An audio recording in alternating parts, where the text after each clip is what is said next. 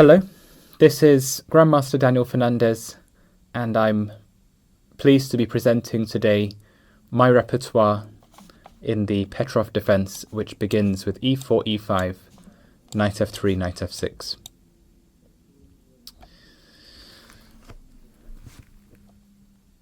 I've chosen an interesting approach to this DVD, in that I've not exclusively used games and I've not exclusively used theory, because I think different players will appreciate the material differently.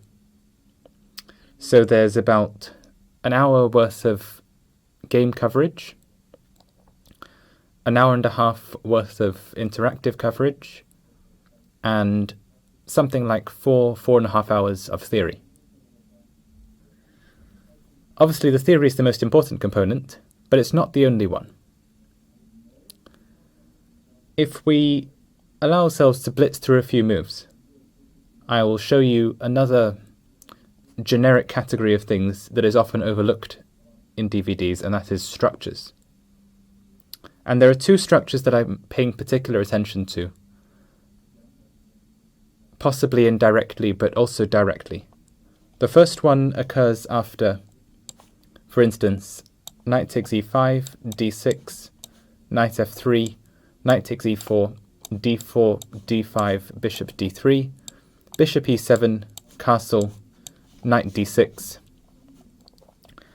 And now, okay, for instance, rook e1, castle, knight bd2, rook e8, knight f1, c6.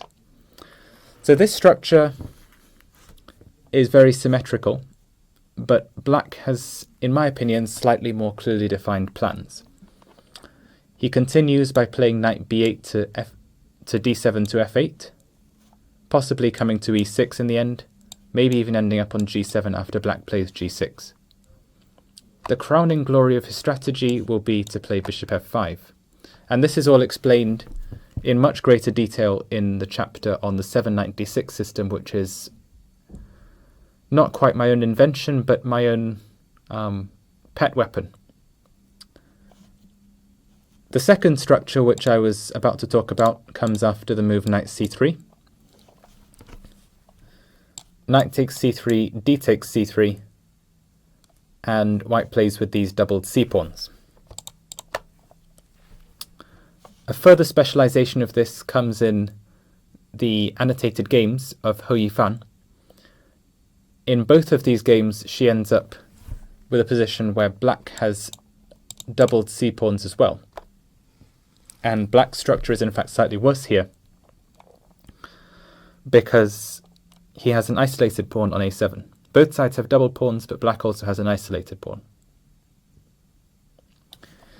So much for structures. Let me give you a brief overview of what you're about to see. So if you watch the material chronologically, you'll begin with a very quick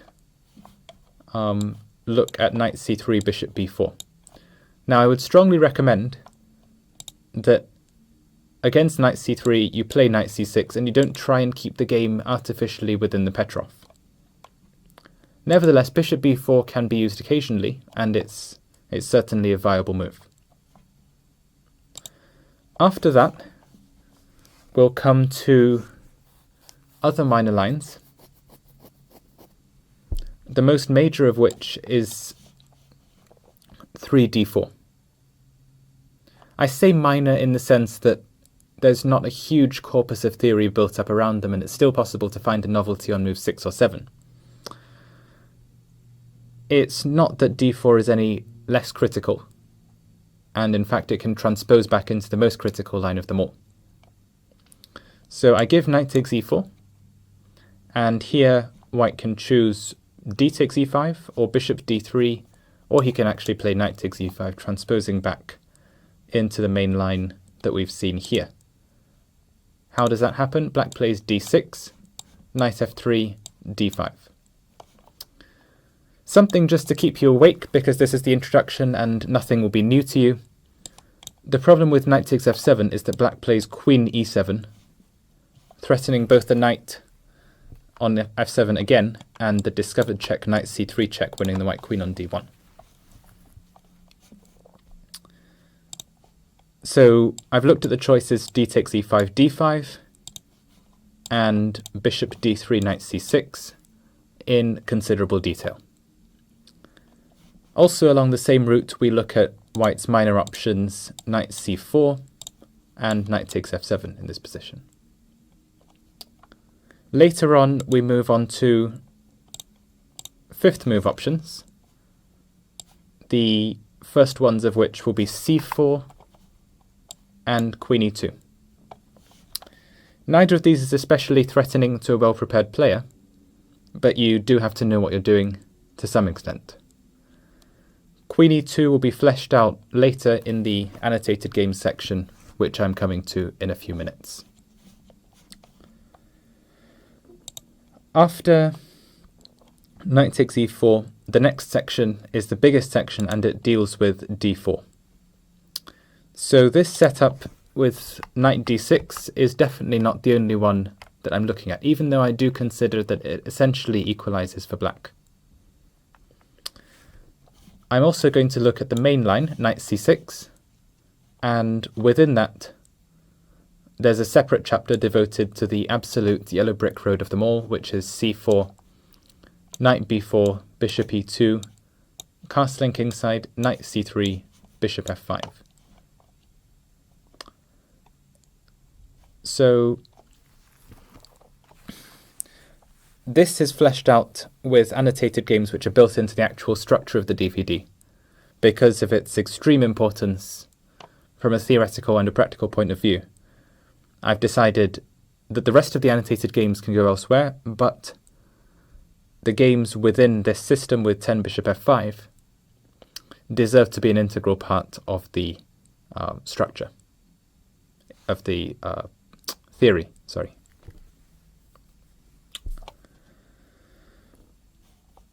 Finally, from the theoretical point of view, we look at white's current fashionable options, which are knight c3 and bishop d3. Knight c3, as mentioned, will be dealt with using some games as well to explain just what's going on in the structure after knight takes c3, d takes c3. But first, I've recommended knight f6 as my main option in some detail. So in this system, black's idea is primarily to fianchetto his light square bishop, but ideally only after making white play h3. Bishop d3 is kind of an old line that's become fashionable again. So around the turn of the century, people like Morozovich, Topalov, Anand were getting into this. And recently they are doing again, except that Andreikin has become the leading exponent of bishop d3. It's significantly more dangerous than c4 or queen e2.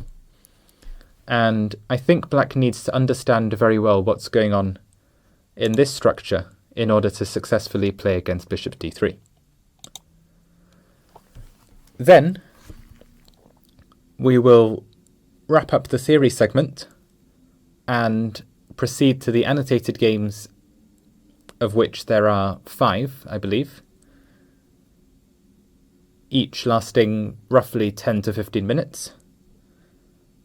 And then there'll be an interactive section with positions taken from the whole DVD and some from places very deep in the notes, just to test your memory and understanding of the structures and the theory. So, yeah, the goal of this DVD is not to tell you that black equalizes with the Petroff, because equality is kind of an outmoded concept, at least from an opening point of view. So I've tried to show that the Petroff is completely playable. I've not promised that you can finish every single line with an equal symbol. Sometimes you have to finish it with a draw instead. For instance, king and pawn against king in one of the positions that's drawn. Possibly you could still think of that as a plus equals position. So that's all for the introduction and overview. I'd like you to enjoy my DVD and have success playing the Petroff. Thank you very much for buying this.